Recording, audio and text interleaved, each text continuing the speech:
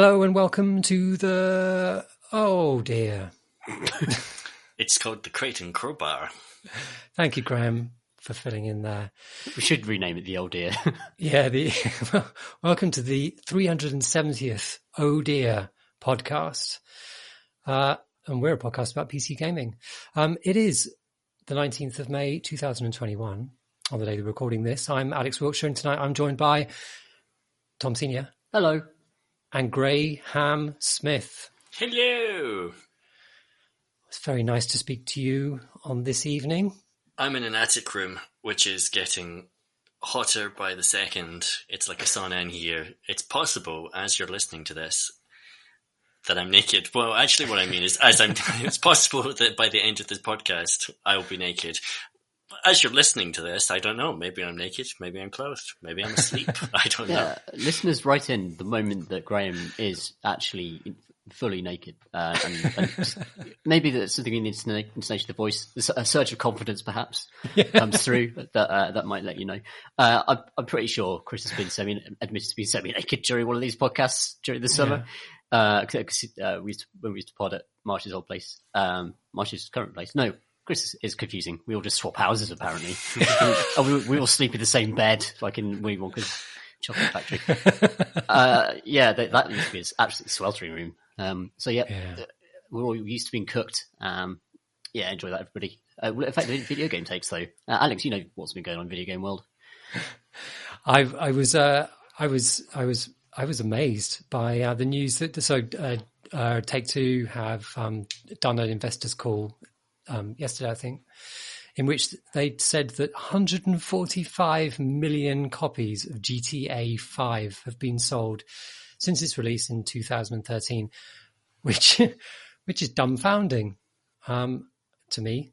That's a lot of copies. Yeah, to me as well. That's insane.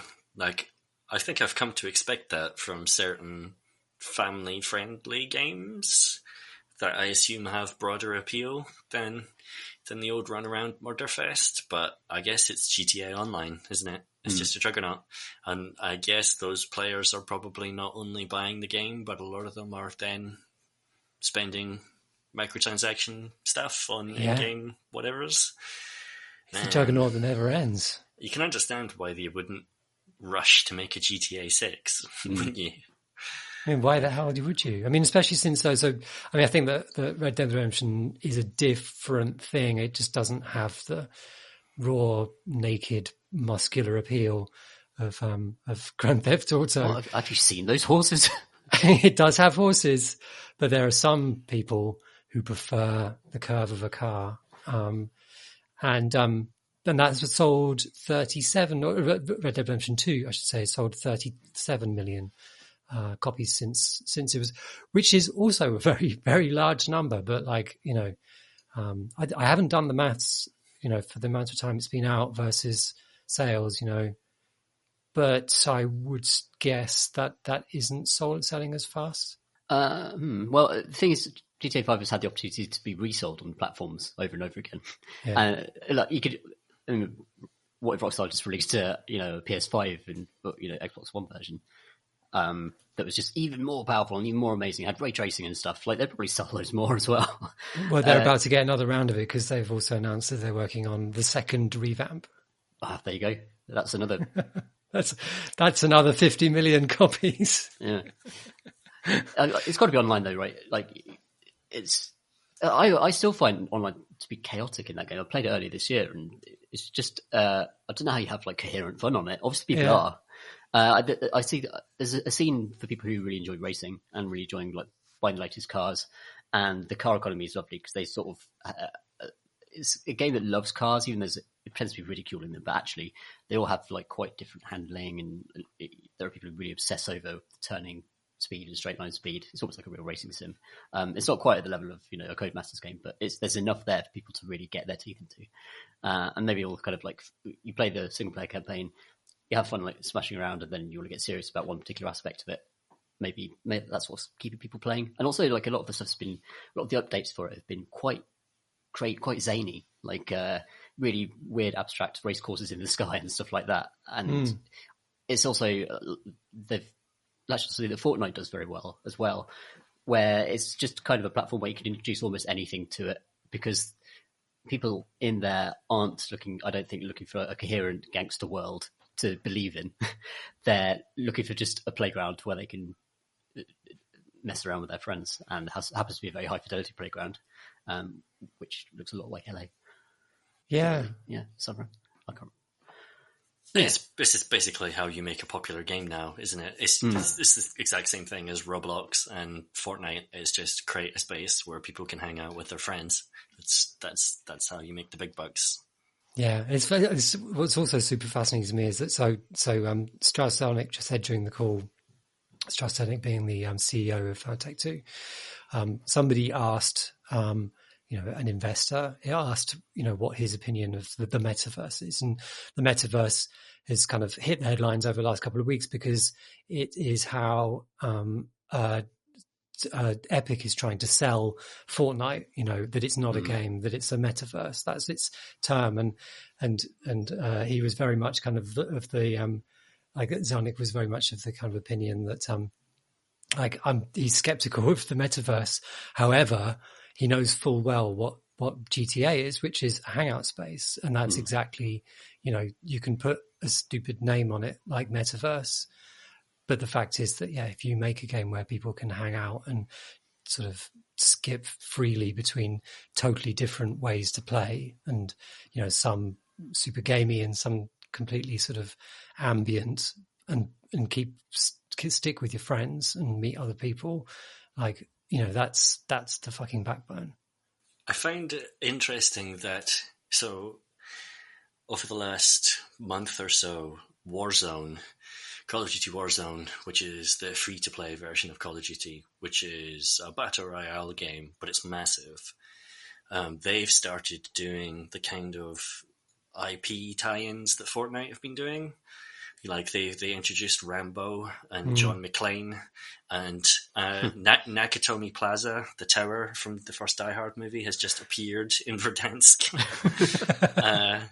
And that's like the first time that Warzone's had that kind of like map modification and like that kind of level of tie-in thing. But Fortnite's been doing it for a while. And a lot of the time when Tim Sweeney at Epic talks about the metaverse, seems to be what he's referring to is just licensed tie-ins in a single space. So like Warzone's getting in that game, and Warzone has become so big that basically it's just hoovered up every Activision studio to be working on it. So like Toys for Bob, who've I can't remember what their most recent project was, but they're now turned towards... I think they made the Crash games, I think. Toys that was Bob. it. Yeah. They did the Crash games. They're now working on Warzone, and the development studio that made the Tony Hawk's remaster, they're now making Warzone. And like the big company that doesn't seem to have a game that quite fits the same mode, not quite, is EA. Now, obviously, they've got FIFA, which is Ultimate Team, which is this huge money spinner, and they've got The Sims, but like they don't have that kind of big first-person, third-person action game hangout space. No. But they've announced over the past week that they're going to show off the new Battlefield next month, and it's got to compete with this now. Like it's been like, what was the last Battlefield? Not Battlefield 1. Was it Battlefield 5? 5. They went straight to 5. Yeah, from 1 to 5. Well done. Good naming. That's there, guys. But like, there's been so much change in that genre of game in just the last 2 or 3 years that what Battlefield was, it would be piddly and unimpressive if they launched something similar now. I feel like they've got to compete, and I think EA know it because it's likewise hoovered up a bunch of other studios within EA. So they've said that Criterion, for example, which is traditionally their racing game studio, that do the Need for Speed games, or at least a lot of them, they are working on Battlefield. And so they'll be racing. So it feels like basically there's a kind of, these games are reaching a new scale that we haven't sort of seen before, where like development studios need to be even bigger than ever in order to satisfy the kind of ravenous content demands that these games need. It's probably the main thing that's changed, isn't it? Because like this idea's been around forever. Like I remember when Deus Ex rebooted, they talked about the Deus Ex universe, and it's going to be on mobile, and it's going to be, they hinted at this idea that all the games would tie together. It would be a whole kind of universe that you'd buy into. It never emerged because even the first game was, had to be cut in loads of different ways, and it just seems like you just need a monolithic amount of money to create the platform that can support the rest of marketing that needs to happen, and the rest of the tie-in deals. Like the thing about Fortnite is that it's turned out to be amazingly flexible. Like when that Travis Scott concert they did was amazing. Like people turned up and watched the sky, and a giant Travis Scott appeared and started doing the concert, and then the entire world dissolved around them, and they hurtled through space as he went for a track to track. It was incredible. Like, I thought it was amazing, and it's the fact that platforms can support that type of experience as well as the building and as well as the shooting. I actually really like that idea that a space isn't just a shooter space; it's just this malleable thing that can be very driven by the community and actually get communities together to enjoy them. And maybe there are game designers and poor shooter map designers out there who will curse me for liking this, because there's a genuine, huge amount of work goes into creating a great shooter level like Dust or something like that really captures everyone's imagination. But it feels like that's just going to fall away in the face of creating a platform rather than creating this finely designed experience. The sort of thing that maybe like, I know Titanfall 2 still has an audience, but that's like, it's designed for one particular type of experience, and it has a few game modes, and the ones that didn't quite support that, like Capture the Flag. Could you try again? Oh God, Siri's talking to me. I hate when that happens. Stuff that didn't quite fit the mech and infantry mesh, like Capture the Flag, even though I quite enjoyed that mode, sort of fell away as the community moved away from it. I don't know, because I know going into playing shooters for I'm it. still not sure about that. Oh my God, shut up.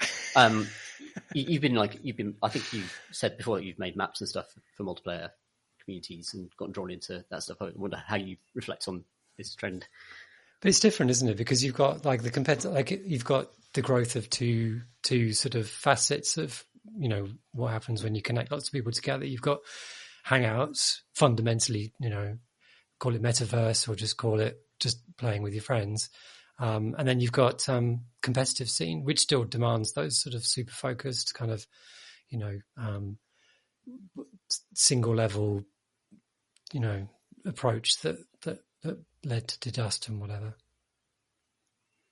Yeah, it's tricky. I spent a load of time for Half-Life 1 making maps using World of Warcraft and then Valve Hammer Editor. And I also used to play loads of Counter-Strike, and oftentimes my favourite maps for that game were the ones that were less popular. And oftentimes I liked them because they were a little bit imbalanced. You got a kind of stranger, more interesting experience for one team feeling like the underdogs, say. Yeah. CS Assault, where you're pinned down in a warehouse with the CTs coming into you, and if you're the terrorist, you can kind of take up an entrenched position, and it's really difficult for the counter-terrorists and then breach. That's interesting. People turned out not to like that as much as this really hyper-balanced experience of Dust. But then there were always downsides as well, because you were connecting to a dedicated server rather than using matchmaking, and a lot of the time you would connect to a dedicated server and the experience would be horrible, filled with custom sound effects and horrible cheaters or horrible racists, or you just couldn't get a game on the map you wanted to play anyway, because most of the community had all coalesced around these particular experiences. So having these games now where the map changes a lot, you still maybe get a bit of that experimental flavor, as they try new modes and introduce, Nakatomi Plaza in the middle of the map for a few weeks, and then it disappears again. And so, but everyone is forced to kind of interact with the new interesting thing rather than just playing Dust 2 over and over and over again. I guess the thing I worry about is more that Battle Royale and all these game modes came out of that modding scene that these games now don't really support. Battle Royale fundamentally started off as, you could trace it back further, but an Arma mod that PlayerUnknown made, and I don't know, I guess Arma 3 still exists. People can still make mods for it, but I don't know. It's tricky. Like, the other thing I'd say is, like, the reason that Epic and Fortnite win is because they've got this tools pipeline. Like, they can modify the world of Fortnite far faster and deploy updates to that game far more seamlessly than Activision can with Warzone. Like, Warzone has the vibe of a game that's held together with sticky back plasters, and yeah, it's impressive that it works at all, but it rattles as you load it. Is how I would describe it. Whereas, Fortnite they've done amazing things with seamlessly updating the game and having these experiences trigger in real time, like the Calvin Scott thing you mentioned, but also like what was the one they did, the Marvel one where the big planet eating guy? Oh yeah, Thanos. You could just be Thanos, couldn't you? You got the gauntlet, just charge around. Well, you could be Thanos, but who's the bigger guy? The bigger guy that's like large enough that he can eat planets within the Marvel canon. Oh, Galactus. Is it Galactus? Okay, yeah, they did the thing where everyone loaded into their battle buses and then flew into Galactus's mouth. Amazing.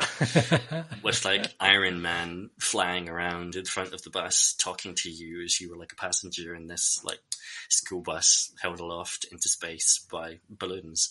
And like, if I was 13 years old, would I rather play an imbalanced Counter-Strike map, or would I rather have Iron Man talk to me as my bus flies into a giant's mouth? Probably the latter. You could talk about the things that we've lost, but the things that we've gained are pretty impressive. I'm totally fascinated by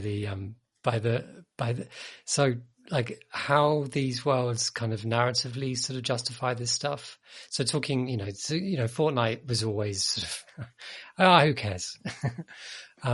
I love to know the feelings of the houses who are kind of famously controlling of story and detail and being absolutely consistent and rigid about world building, and how GTA Online is just sort of like, fuck it, cars can fly in the sky, and I'm sure, that has paid them dividends, but at the same time, it's got to rankle them, especially when you've got Strauss-Zelnick in an investor call saying that one of GTA's biggest appeals is its characters and its worlds. And like, I think he's completely right, but that relationship between the GTA characters and the kind of like the consistency and the kind of fidelity of Los Santos has a very strange relationship with GTA Online. Like, it is definitely part of its appeal, but what the fuck is going on? Like, why is it an appeal and how does it work? But then when you were talking about Battlefield and the idea of that becoming this kind of game, this is a series which has prided itself on kind of historical, if not authenticity, at least respect. Like, when you have to go mad. You have to put mad stuff in your games, and Battlefield shouldn't have that. Like, Call of Duty broke that compact a long time ago, and they must be very pleased with what's the series where it's sort of particularly silly? Black Ops? The Black Ops series they're probably going, good old Black Ops, kind of giving us the runway for this bullshit. But like, how do you do that with Battlefield without it feeling just stupid? Yeah, well, I think, remember Battlefield Heroes, was it called? Yeah, I did try to do a cartoon free-to-play version of it, and I didn't get an audience. It's not for want of trying, I think, with that. But I know what you mean. There's not, with the kind of modern, I was about to say modern warfare. I think, like, has COD gotten away from that? Because I still feel that there's a very much kind of militaristic fancy to COD that has to be there in some way. I don't think you could find Galactus's mouth in Warzone. True. I don't know. But now you can be John McClane, like in the other half of the game. Yeah, I think we as grown-ups are overthinking this, because I think like as soon as you've got a multiplayer game with a lot of people playing it, the people bring their own stupidity. Like, authenticity doesn't survive first contact with actual human beings in a multiplayer server. That's really true. Crouching on top of each other's faces and stuff like that. And so, obviously Call of Duty's travelled a long way from 1 and 2, where it was trying to be very respectful of soldiers in the way that Medal of Honor had been before it. Let's call it poke-based rather than respectful. Yeah, that's fair. But I think Battlefield can make that leap pretty quickly if it decides it wants to. And I don't think people would think twice about like a single-player mode that was still, hand on heart, very serious about the tragedies of war, with a multiplayer mode where people were propelling themselves across Wake Island with explosive rockets and whatever else. Well, of course, yeah. There's those videos, those trick shot videos in Battlefield with kind of getting tanks to the top of skyscrapers in Battlefield 4. Jumping out of your plane in midair to fire a rocket at an enemy plane and then landing back inside your plane as it crashes into the ground beneath you. Yeah, it's all the DNA is there, actually, isn't it? Yeah, good stuff. Good times. What other news is there, Alex? Oh, this is a little snippet that amused me greatly. Jeffy, good old Jeffy Keighley, has been bigging up his next extravaganza, which is going to be called the Summer Games Fest, which will be taking place during E3. He's announced that during his showcase, there's going to be a performance from Weezer doing Buddy Holly. I believe he's actually doing Buddy Holly in homage to the Windows 95 CD-ROM, because that was probably the first internet or like a video playing off a CD-ROM that a lot of people kind of experienced. I mean, obviously they're in games and things, but like I did watch it quite a few times on my install back then. Yeah, I did. I watched it loads. I'm just amazed that there was video on my computer. And I'm just delighted that old Keelsey would think to get Weezer on simply for that. Is that actually how he pitched it? I don't know. I don't actually know. I haven't dug any deeper in it. I want to preserve the idea that he wants to celebrate the PC platform by doing a deep cut on Windows 95. I'm into that, and I'll just buy into it, whatever the truth is. I think that might be the way that we framed it on RPS more than the way that Jeff Keighley framed it. But yeah, I'm fully on board. If they could, the other thing that I used to listen to a lot on my Windows 95 PC was the 30 seconds of Pump It Up by Elvis Costello that came with Encarta, the kind of like CD encyclopedia before Wikipedia. It was like a page for Elvis Costello, and you could listen to like 30 seconds of it. That was music coming from my computer that didn't sound like bleep bloops, and coming from like the Amiga. That was a big deal. I was into the Canyon mid file that came with Windows 3.1. That is a sort of a monument of early 1990s culture, I feel. I love the idea of a brainstorming meeting where Jeff Keighley looks down at his Zune and says, "Bring me Weezer." And I also really want to know what the band members of Weezer thought when they initially did this, and what they think now about this. It's such a kind of weird, very niche, nostalgic thing to do. Honestly, though, I mean, it might be the most kind of transformative thing they did for overall culture. Yeah, I mean, I like Buddy Holly the song, but the fact that I watched it as a video on in Windows, that's that's history making. I suppose it is. It's a good music video as well. It's a fucking great music video. I used to watch Happy Days on repeats on Channel 4. That is all the news I've got. I enjoyed that news. It's good news. What have you been playing, Alex? I've been playing a couple of games that are connected in a kind of a weird way in my brain, if nobody else's. I finished, finally finished Control last weekend. The game about going into a trans-dimensional office building and picking stuff up and smashing it up.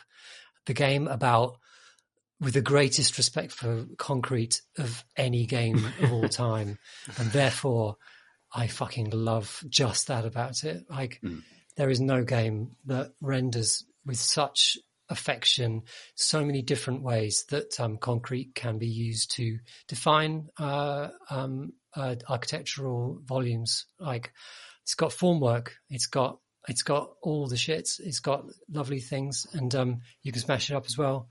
And like, I immediately liked it for that. And I kind of struggled with it a little bit at the start, and we talked about it ages ago when it came out on the pod. I know that Marsh was a little bit kind of annoyed with the kind of some of the sort of game extending aspects of it, where you've got these missions that kind of pop up all the time telling you to go somewhere, and you lose your progress if you die. You know, it's a kind of Dark Soulsy sort of kind of system where you kind of lose progress if you don't, you know, since the last time you saved at a place. And, you know, enemies get restocked in areas as soon as you leave them. I kind of slightly irritated about that as well. But once I started getting powered up, I really started enjoying it, because it's one of those kind of, has that great sort of Metroidvania feel where you go into an area for the first time and you feel a little nervous because you don't know what's going to hit you, and you're kind of a little bit underpowered, and, you know, it's a struggle or a challenge. But then you go back through it with your bigger powers, and, you know, it's just, you know, the way that you can fly in the game is just great. The way that you can shoot stuff and your ammo count just restocks itself is just it just feels good. You know, I tend to not fire sniper rounds in games because I want to stave up my sniper rounds.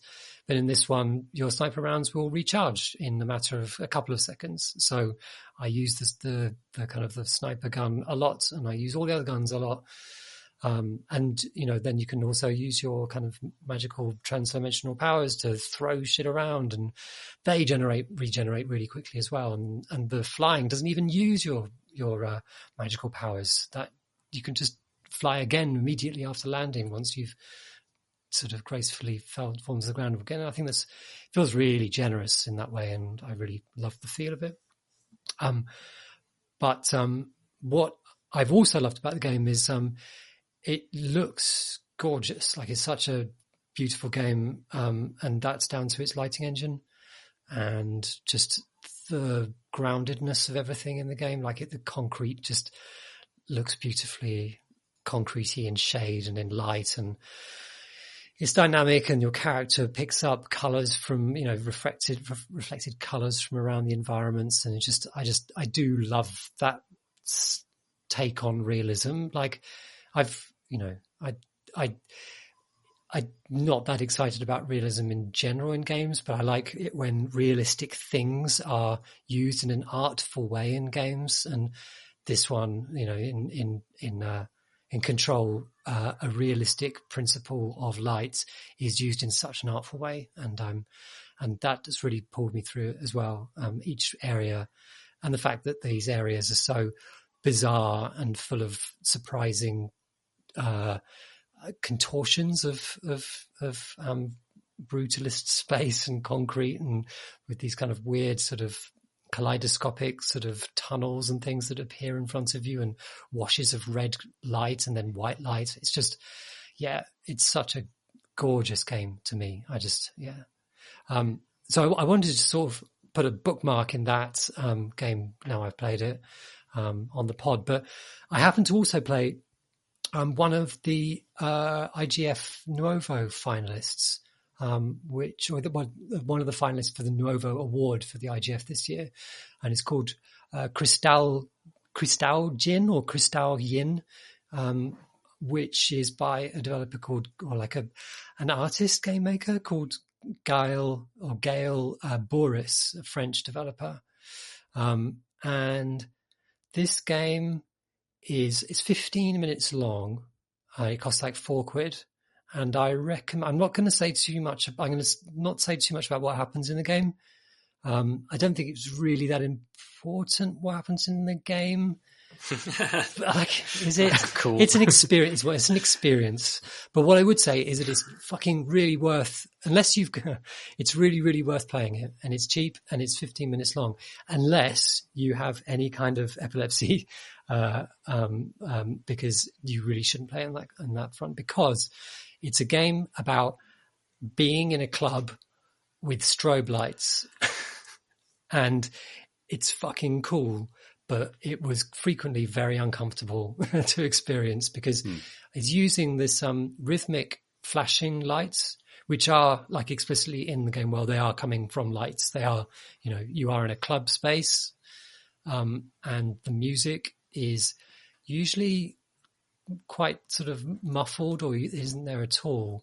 But what you do hear is the click of the strobe lights and the combination of the click, the audio-visual effect of the click and the flashing of light causes rhythmic, I don't know, the experience of those rhythmic patterns is really interesting. And they're accompanied by the fact that as you walk through these spaces, you are kind of following a dancer, a woman sort of dressed in a kind of leotard, I guess, who will be picked out by the strobe light, and then as it's the space, as your view is flooded into darkness for quarter of a second, disappears and then reappears again, and often she'll be in a new pose, or the fact that she's constantly animated means you see a different segment of her overall animation, or she might be turning a different way, she might appear in a different location. Like basically through each area, it plays with different ways that flashing lights can affect your perception of a space and of movement and of proximity to other people. I found it really quite astounding, actually. It's sort of, it is a hand on its heart sort of art game, and I think that it might be going for something profound. I don't know whether I know what, I don't know.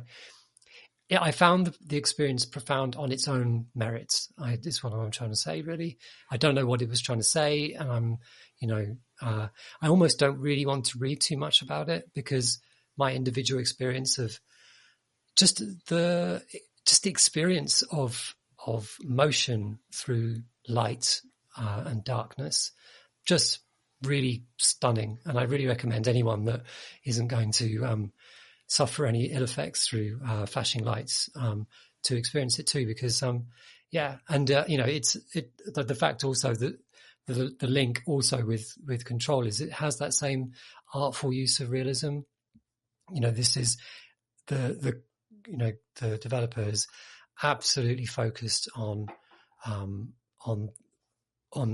animation and of light, and that, and the fact that it's dynamic, and the fact that it has this sort of weight to it, so you can it really defines the kind of the spaces you're in, the colors, everything is beautifully colored with the light. Yeah, it's a really fucking great piece of work, I reckon. And it was really nice to play that directly after playing Control, and seeing two very, very, very different games have the same kind of really mature attitude to like what you can do with realistic graphics. Well, sounds like someone did an art. You, Alex. I did a real art. That sounds great. What's it called again? It's called Kristallijn. So that's, it'll be in the show notes, but it begins with K, so Kristallijn. Cool. It's real good, and it's totally deserving of being the Novo Award. And maybe it can beat Blaseball. I was going to say, how is the concrete in Kristallijn? It's good, but sort of being made by a solo developer, they haven't put quite as much effort into modelling so many different forms of there's no formwork, is what I'm saying. What is formwork? I could pretend for the podcast that I know, but I'm not an expert on concrete. What is formwork? Formwork is formwork is specifically the way that you build a concrete mold out of wood, the way where you want the concrete to exist. So you build this sort of wooden structure, which will be the mold for that concrete. Pour the mold, the concrete in, and then you take down the wood that form the mold. And form work, you can also, but I'm using that term because some architects enjoy the fact that it will leave behind the grain of the wood. So there's some really nice examples on the South Bank in London of that. So you get these beautiful textures. So you get these sort of you can see the planks basically in relief, and it's just gorgeous. Like sort of, it's just a lovely conjunction of sort of cold concrete and warm kind of organic sort of wood, and it's my jam. Been waiting to replay Control. I got about 2/3 of the way through it, and then I decided to get a new PC, and I'm still waiting for that. But when I get it, I'll be able to do the fancy reflective ray tracing and all that. Oh, yeah. I think that's a game that warrants it, and it's the first thing I'll install just precisely because it's got that unique art direction. I really enjoyed it. Yeah. I think my computer isn't up to ray tracing, and I'm really, it runs well enough on my older PC that, like the floors are shiny. Like, it does a really good glossy floor. Marbled surfaces, marbled surfaces and glossy. You can just imagine the amount of polishing that the janitors have to do. Oh, it's so good. It's got that sort of Kubrick-y sort of office building sort of 60s. Oh, it's lovely. What you been playing, Graham? I've been playing Warpips, which is sadly not a game by Pip War. Does it have Pip War fighting people in it? Does it have multiple Pip Wars? It's got lots of pips. It's a game about pips at war. So Warpips it's a tug-of-war strategy game. Have you ever played one of those? Have you ever heard of one of those? Because I hadn't before this, and I think I do. I've played a few Warcraft 3 tug-of-war ones where it's sort of it's kind of MOBA-ish. Am I up the right? Yeah, like you don't have direct control over your units, and so and you do have like a base which you need to defend and an enemy base that you need to attack, and so it has that kind of like push and pull of your creeps marching across a MOBA map, say. But the developers of this say that it's like inspired by a bunch of Newgrounds Flash games, like Stickmen, tug-of-war strategy games, stuff like that. But this is not Stickmen, and this is made by 3 developers who all worked on Subnautica Below Zero, which just came out. It's the Subnautica expansion. It basically seems like I think that's mostly a remote team that make that, and it seems like it's 3 people, like a programmer and 2 artists or something like that decided to do their own thing, I guess, in their downtime. And it came out just a few weeks ago.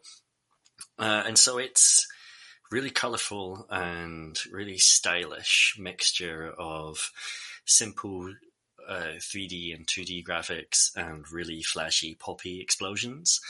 And it's really clever. I'm having a lot of fun with it. So the way it works is you've got a kind of over map of a territory, which is your island. You've got a base in one of those territories. The enemy base is in another territory, and you've got to capture the territories in between to make your way towards the enemy base. And then each territory is this little battle, which takes place on a kind of linear map viewed from the side, where your base is on the left, the enemy base is on the right. And you like I say, you're not controlling your little pips directly. You're not telling them, shoot here, move there, take cover here. All you're doing really is choosing when to spawn them, when they should push forward, when to upgrade them, and which units you take with you for any particular fight. But within that, it manages to create a lot of the kind of like macro tactical thinking that you would get in your typical kind of RTS, especially stuff like Command and Conquer. Like it's not got the micro, but it's got the macro decision making, because like in between missions you're choosing a loadout. So that's like, what units are you going to take with you? So you're going to take your generic guy with a machine gun. You're going to take a guy that can fire grenades. You're going to take maybe a turret that you can manually control that sits on top of your base that you can like aim and fire yourself. And maybe you'll take like some barbed wire that you can drop somewhere on the battlefield, which provides some cover for your units. You start the level, and there's a bar that runs across the screen which tells you essentially the rhythm of the enemy attack patterns. So like at the beginning of the bar will be green, and that means it'll be relatively calm, and then it'll get a bit redder, and that means that more enemies are going to start be spawning and coming towards you at that point. Then there will be like an area of the bar which is like yellow and black warning stripes, and that's where there's going to be like a big attack wave. And so you might make a decision to say at the beginning of a round, I'm not going to build any units, because no point. I could build some units. You've got like resource limits, like money that you're earning over time, and every unit that you deploy costs some money, and you've got to begin with a cap of you can only create 3 of your little pips, the little soldiers. But you're not going to create any at the beginning, because if you do, all that's going to happen is they're going to go out there, they're going to kill some people, but there's not that many people for them to kill, so eventually they'll just get picked off. They won't have earned much XP, so you won't be able to use the kind of XP resource that you earn in order to upgrade units or to expand your unit size, or you can trade those points for a boost of money as well.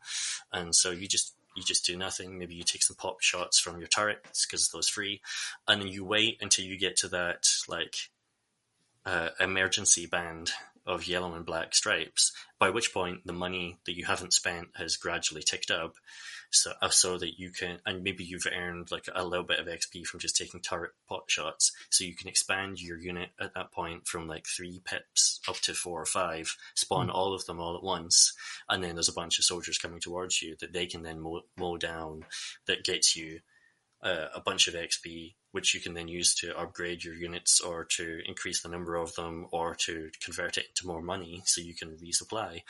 And it becomes about that kind of like pacing decisions of when do you push, when do you hold back, when do you say, no, I'm going to just like survive this wave, and then when it calms down afterwards, I'm going to push. Or are you going to try and push and win the battle before that big wave comes? And there is always like an ultimate time pressure, because if the battle goes on too long, then your enemy is going to drop a bomb on your base. Basically, a plane flies overhead and just blows you up. So you do need to like be kind of charting, and again, that's quite MOBA-ish. You're like charting a kind of economic power curve over the course of a battle and deciding when you're going to make your push. And then that kind of decision making is mirrored on the overall map of the island as well, because the longer it takes you to capture the full island and all the territories on it, the more powerful the enemy base will be when you do the final battle on that island. So you're making a decision there of like, do you capture each individual territory and get unlock new units by doing that? And units are diminishing resource. Like once you've used them in a battle, they're gone, and so you either need to buy new units in between rounds, or you need to have unlocked them by winning territories, or do you rush towards the enemy and try and capture the island before they get too powerful? And once you've captured the entire island, you move on to the next island, and it gets harder. And it's I find that like the balance of all these different systems, as simple as they are, like there's a tutorial in this, but you don't really need to play it. Like I didn't at first. I just dove in and I won the first 3 or 4 battles that I played and worked out how to play it that way, and then went back into the tutorial, which clarified some things for me. But it's simple enough, but it's got enough going on that it's all very well thought through. Like all these systems interlock in really satisfying ways that I feel like I'm making interesting decisions to shape the outcome of a battle, and then I'm excited about the things that I'm unlocking by winning that battle, and I feel like I'm making interesting decisions in between those battles as well, which is all really great. And then it just looks lovely as well, like the way things explode, the way the way the little pips crumple when they get shot, the way towers and buildings crumple.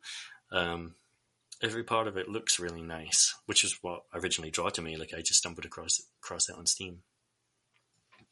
That sounds awesome.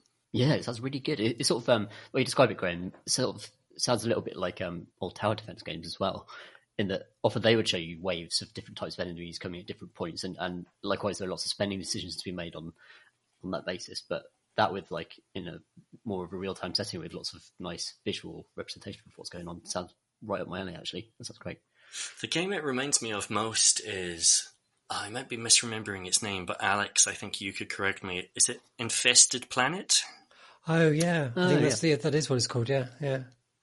Yeah, which is like it's sort of Starship Troopers in that you're on a kind of top-down view of a map, and you're pushing out with a small unit of soldiers, placing down turrets in order to control areas as you push towards these points that are spawning enemy waves. But it's like you have to kind of control territory and decide when are you going to push forward, when are you going to like try and dig in into an entrenched position and hold until your units resupply or whatever else, that sort of stuff. With Infested Planet, in part because it is top down, and so you've got more control over like where do your soldiers go. There's a little bit more micro and stuff involved there. I found that game quite tricky. Like it's a tough game and it gets harder as it goes on quite quickly. Because Warpips, as much as I played of it, it's starting to get hard now, but it's been a much gentler onboarding. Yeah. But it also it does simplify some of the decision making by removing more of the micro without losing any of the most interesting decisions, I feel like. Yeah.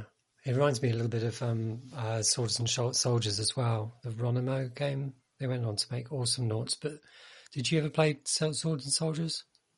No, I never played that one.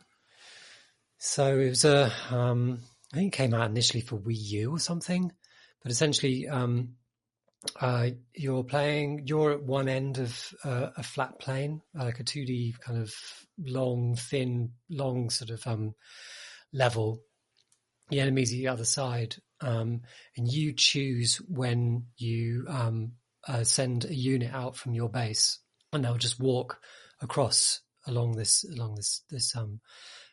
level, and then when they encounter the enemy, they will fight. So you're thinking about when you send out your troops. You've also got like resource gatherers as well, who you've got to make sure that they don't get killed by enemies. And you can also use magic powers to have influence over, or like turn the little advantage in your favor, during a ruck. And like there are different sort of factions and things, but yeah, that was a similar kind of thing where you're upgrading as you go along, and it's all about timing, but you're not microing, you're macroing. Like, I mean, that sounds very similar to what you're doing in Warpips, but I love it's the pace of it, and you're controlling the pace. That's the thing, where you're making the decisions, but it creates these wonderful moments where you're just hanging on. Like maybe your own base is taking some damage. You've got all these soldiers right outside. Your guys are getting mowed down, but your last man standing just defeats the last guy attacking you, so that you survive that wave. And then because you've got this bar running across telling you the kind of the rhythm of the enemy attacks, that you've just survived, and that it will be easier for the next 60 seconds or whatever it is. And in that time, if you've planned well and paced yourself with your resource spending, you have this moment of, now the tide has suddenly turned. I can, the decisions I've made up to this point have got me to the point where I'm now able to create 8 pips at once rather than just 3. I've got the money in order to be able to do it, and I've upgraded them twice, so they're all going to be max level, and I can just go from this moment where I was inches away from death to just creating this huge army that then steamrolls across the map and wins the entire thing. And like that was always the plan. Like you perfectly kind of balanced your resource spending and that sort of stuff to create both the satisfaction of the overwhelming numbers you get if you like turtle up, say, in a kind of command and conquer style RTS and then go swarm the enemy. Plus, after this dramatic last ditch defense. Yes, I love that idea as well. Yeah, isn't it amazing how many game types have come out of the RTS?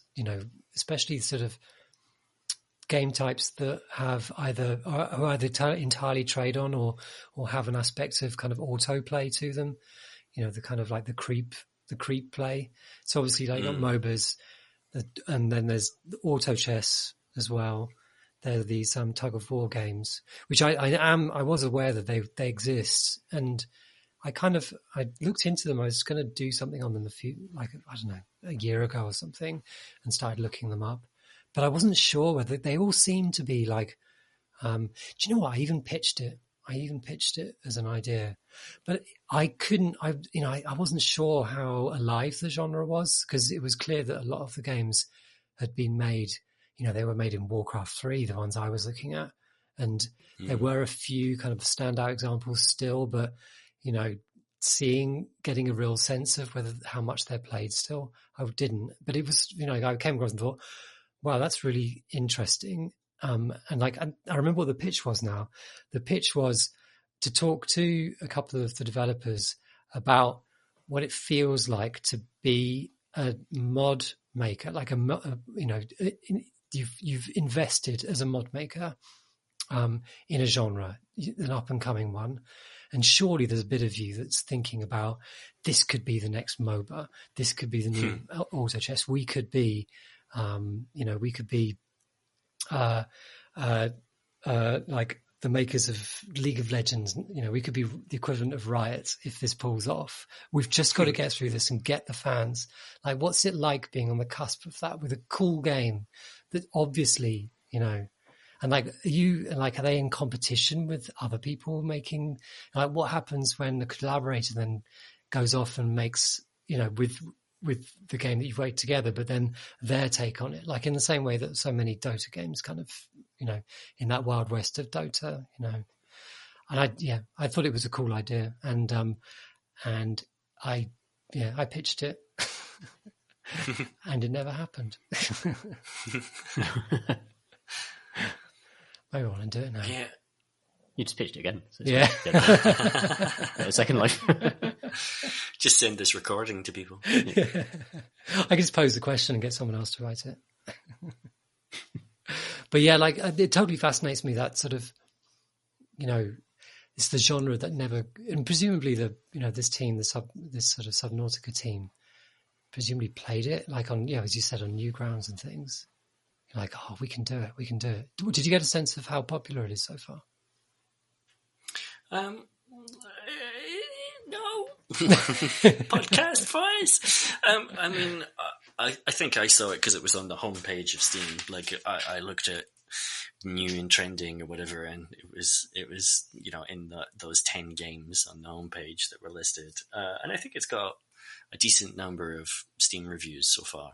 But no, I don't have a sense of how many people are playing it. Yeah. And it's it's a fully single player game. So like most of these other strategy twists that really take off, they tend to be multiplayer. Well, I believe that a lot of the Warcraft 3 mods they are fully multiplayer. That's their thing. Yeah. But I mean, like the Subnautica team, I don't know if these people specifically were involved back then, but before they made Subnautica, they made Natural Selection and Natural Selection 2, which were both a Half-Life mod, and then NS2 was like a standalone version of it. So they have that background of coming out from a community, but then the mod that they made, Natural Selection, was never that popular. Like, it was dwarfed by the juggernaut of Counter-Strike, essentially, as most interesting mods back then were, to be honest. But yeah, Warpips, it's dead good. And it's called Warpips, which is just fun to say. Yeah, that's great. Shall we do questions from questions? Aye, Captain. Let's. Just one this night from Chris Noon, or it could be Noony. I think it's probably Noon. Chris Noon, who writes, in episode 367, you spoke about Cyberpunk 2077, and Chris mentioned that much of its world is essentially theatre put on for the benefit of the player, rather than a simulation in which they can participate. My favourite example, there's a story mission in which the player in the back of a van is pursued by 3 cars of bad guys and told to neutralise them. Since I was playing as a hacker, I melted all my pursuers' brains. I need to discover that their driverless cars were happy to keep following me until my van reached a checkpoint, and then they exploded for no discernible reason. This kind of moment when you realise that a game is not simulating the world at the fidelity that you previously believed it was, feel very dissonant. Is this the dreaded ludonarrative dissonance? If not, what is it? Keep the pods aloft. Keep the pods aloft. Scrimbus. I mean, it's not ludonarrative dissonance, because that's a discrepancy between story and game mechanics and where they disconnect, whereas this just seems like a more common occurrence of the limitations of simulations in games. And I think, Cyberpunk has it all over. And I don't mind it so much in those kind of scripted story missions, because I don't expect them to be simulated. Like, you can kind of tell when a game has slipped into a cinematic mode. And most of these games, Grand Theft Auto included, they do that. My problem in Cyberpunk is the open world areas where, you place an object in the middle of a road and the car stops in front of it, and then a car stops behind that car and a car stops behind that car, and that's it. They just all back up forever because there's no simulation to tell them how to pathfind around an object in their way. Do you know that? You know that lay-by by the entrance to your apartment. You go down on the street, and like right from the very moment that it was released, people started posting those videos of the cars just grinding into this sort of bollard. And that there was a big patch that came out in which that wasn't fixed. But is it fixed now? I haven't checked if it's fixed now, but I did encounter that in the game. You can also just park your car across a pavement, and pedestrians will just come up and stop next to your car, and that's it. They'll just keep piling up until there's 15 of them standing next to your car because they don't know how to get around you, and there's no dialogue of them complaining or anything like that. I mean, there was all kinds of bugs in that game as well, obviously, of pedestrians getting stuck on stairs, just going up and down the same set of stairs forever. Stairway to nowhere. But more broadly, I wonder, do you guys care in a game how simulated something is? Because I always think about this in regards to, say, something like Far Cry 2, where the kind of story set up at the beginning of that game is you're there to find the Jackal, this arms dealer, and it's a big open world environment that you can seemingly go around freely. And I love the idea that the Jackal is just existing in that world simultaneously, and perhaps I could stumble upon him. But of course the game doesn't work that way. It's not simulated on that level. The Jackal is a scripted character you're going to meet when you advance the story to that point, and that's far less interesting to me. Whereas there's an indie game called Westerado, which is a kind of cowboy mystery where you're trying to avenge your family by finding the person that killed them, and that character is randomized and somewhere in the world at all times, and as you're going around the world you might just stumble across them, but what you're doing is you're doing odd jobs for people, and they give you a piece of information about what this character looks like. So they might say, oh, he's wearing a big hat, oh, he's wearing red trousers, and little by little you kind of fix an image of what this person looks like so that you can more easily find them. But you can also likewise just accuse every person you meet of being the person you're looking for, draw your gun and then shoot them, and eventually you'll find the person because they do exist in this world. And I like it. There is at that point, the simulation of that as an actual place enhances my experience. Yeah. So, like, do you guys care? I dearly wanted to believe that for in Far Cry 2, but I kind of, reluctantly accepted that the character doesn't exist in the world, as I played it. Yeah, I think I came to Far Cry 2 expecting it to be quite story-driven, even though it was famous for its sandbox moments.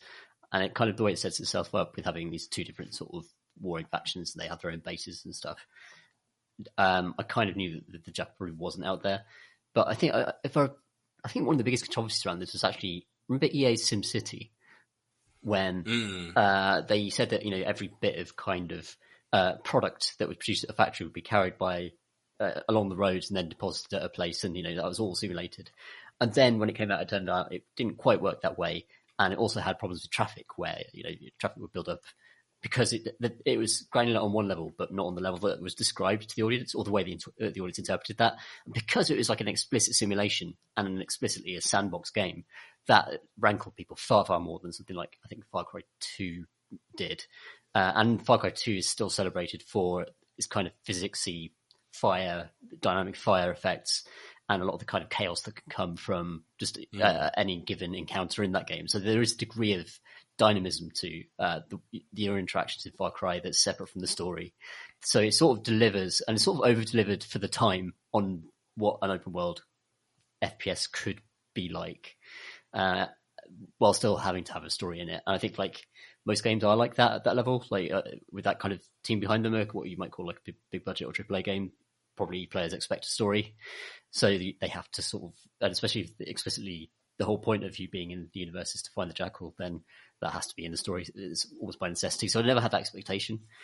But I think like SimCity, I understood was like almost a communication problem, trying to communicate very difficult, like complicated systems to a wide audience. Probably shouldn't even get into that fight. You can talk about the bits of simulation that are really exciting and why it's exciting to interact with them, but making a really bold claim that you can't quite stand up or that is easily misinterpreted, it's probably a marketing problem there. Yeah. Speaking personally, it's actually the moment I realised that computer opponents in RTS games weren't going through the same building and production processes that I was, in that the computer will get extra money, extra resource, get extra faster production times, and the realization that they weren't sort of like building a base and churning through the production queues and being really efficient and going through all the kind of grit that I was going through was somehow weirdly disappointing to me. It's like, I thought I was fighting a war machine that was kind of doing the same thing I was, but at the same time, why wouldn't they just spawn more units off screen where you can never see them? It was like, it might be, for technical reasons, save you a lot of processing bandwidth, or it might just be easier just less chaos happens when you do that. Maybe it's worse if you tell the AI to behave exactly as a human player should. Increasingly RTS games built that into their difficulty systems, where it explicitly say, the AI no longer has 1000% quicker build speed than you if you're on like super easy, and that's been made explicit. So I feel less cheated, but it did definitely puncture the fantasy a bit for me. Yeah, it's just about if it sells you something, it's got to kind of live up to the sell. Really, it's sort of because every single game, simulation. No game is able to simulate a world at the expansiveness that actually lives up to anybody normal's expectations of what that should be. So that's a really roundabout way of saying, isn't it? But when someone says this world is simulated to you, you kind of expect like the ideal of that to be everything at once. But we all know, most people know that that's impossible. But actually, computers, and games are unable to do that at anything like the extent that even our kind of curtailed kind of expectations can do. I remember going back to Far Cry 2. I remember asking, I think I said this on the pod before, but I remember asking, I went to Cliff Hocking at a preview event in Montreal.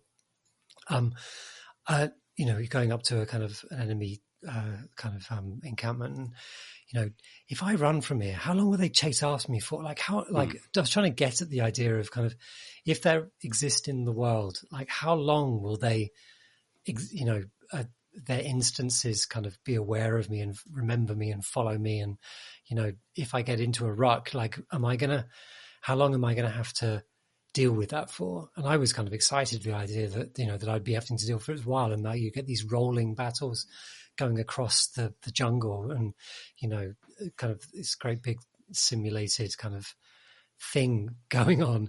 But of course that would make for a shit game, a terrible game that would never run on an Xbox 360 for a start. And it wouldn't be fun today because you'd have no control and there'd be no authorial kind of ability to kind of modulate or pace the game at all, you know, because as a designer, you can never be sure what the hell's a player's going to be getting into. And that's the constant problem with any kind of simulated game, that as soon as you offer any uncertainty over how things will play out, you have to trust in systems which kind of might go haywire, you know. And Clint Hawking, kind of his most recent game, Watch Dogs Legions, really walked the line with this stuff as well. Like when they were talking before release about how, oh, you know, if you injure someone on the street, then their family will dislike DedSec. But then if you go to the hospital and like help pay their insurance bills, then they'll like you more. And like it's simulating this person. Like they go to a home and they have an office space and they'll have a routine. They'll go to a particular place in the city at the same time every day, and it's all reactive and all this sort of stuff. And I think they did quite a good job, I think, of being quite specific in the claims that they made. But did it mean anything for the game? Well, probably not really, is the reality. But it's the kind of stuff that's like what they said was true, and it sounds really exciting. Like your brain, wow, it's simulating at such a granular detail I've not seen in this kind of game before. And then most people can't quite, because they're not game designers, take that next step and kind of extrapolate, well, what does that actually mean for what I am doing in the game? Like, why is that extra fun? Like that early, one of the kind of emblematic, like those, the pioneers of this stuff would be like Ultima 7, which, you know, great big open world, and all the characters that you meet have, you know, their little routines, and, you know, by day you find them doing things that you'd expect them to do at different times of the day. But that means something for a world like that, because one, Ultima 7's world isn't as big as a modern open world. There doesn't have very many characters, and most of the characters have something to offer the quest lines, and they'll say something important to you, or their houses contain something that's worth stealing, or, you know, or whatever. Like there's meaningfulness to it. But if you're in a recreation of London, what the hell does it matter that a pedestrian that doesn't have anything to do with the driving and shooting that represents the core of that game? What does it matter that they're doing anything that's that's internally consistent? Yep. Remember when the Elder Scrolls games claimed that a lot of the NPCs would have their own sort of routines, and they sort of do, like there are shops that shut at certain times, but they almost like claim that you could just like follow them around the universe and they'd behave naturally, which wasn't quite true. You could follow them around, they just didn't do anything. Yeah, like, oh god, I really wished I hadn't followed them around. Yeah, turns out they did nothing.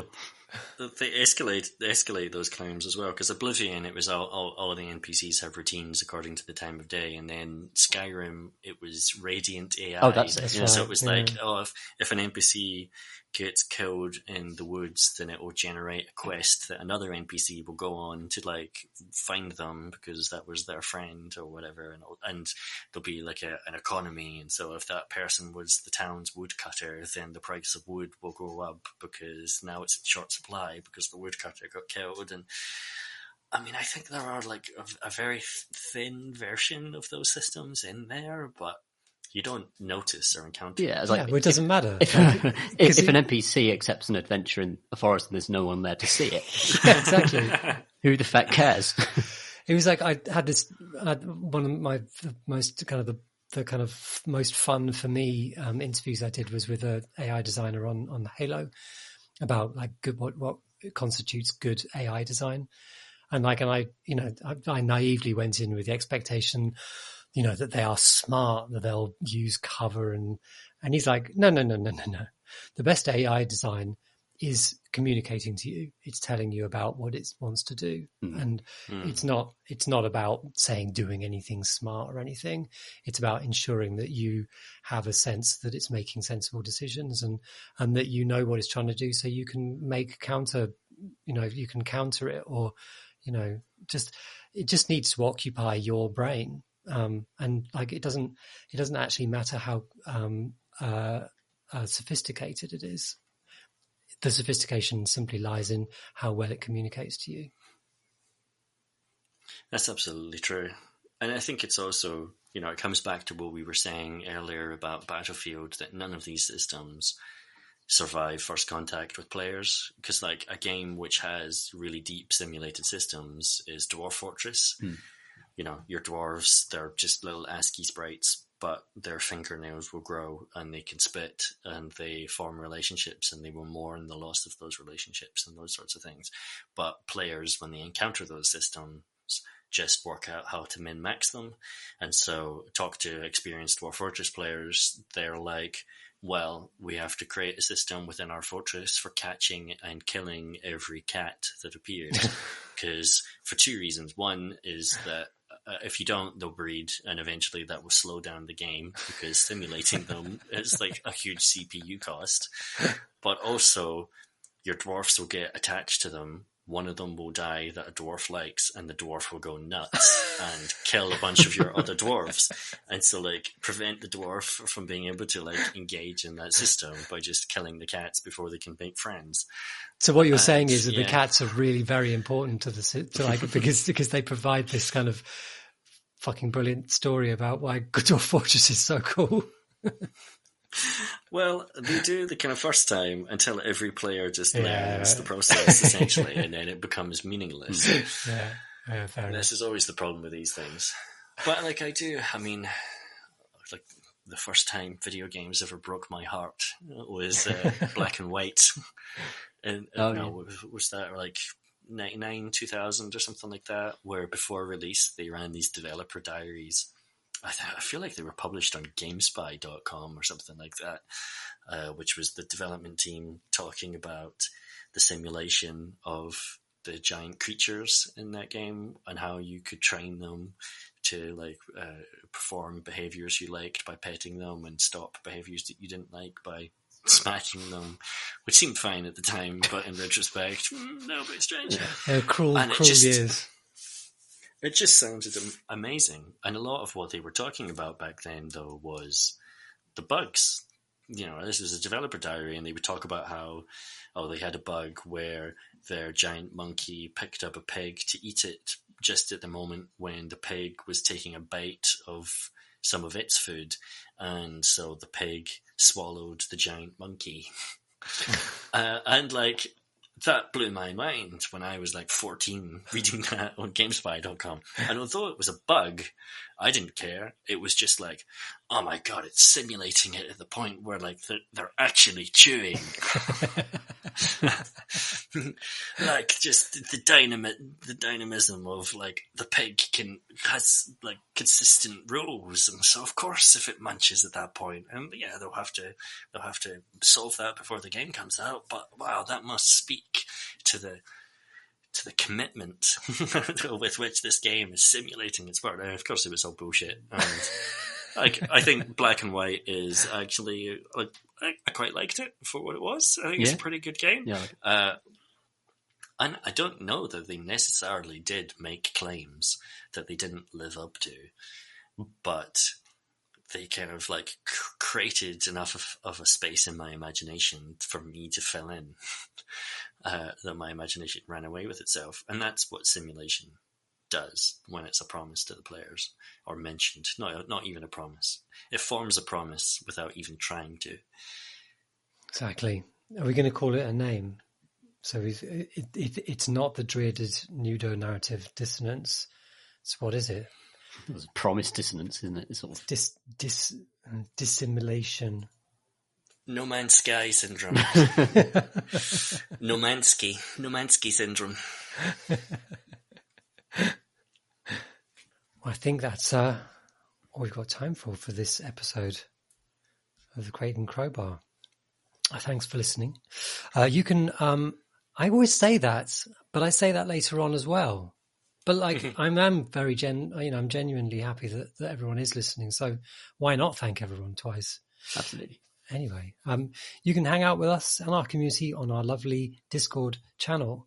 You can find the address for our Discord channel on our website, which is at crateandcrowbar.com. crateandcrowbar.com. If you have a question for a future episode, send it to us at questions@crateandcrowbar.com. You can follow us on Twitter at Crate and Crowbar. You can also listen to our programs, perhaps you already are, and also browse our increasingly aging spin-off program sets and programming, and also our other podcasts, bits and pieces and things on our YouTube channel, which is at user/Crate and Crowbar, something like that. I don't know. It'll be on our website. Go to it. Crate and Crowbar is kindly funded by our Patreon backers. If you'd like to know more about supporting our podcast and its spin-offs, visit patreon.com/Crate and Crowbar. I think that's all the things. So it remains for me to say, I've been Alex Wiltshire. I've been Graham Smith. And I've been Tom Senior. Thanks for listening. Thanks for listening, everybody.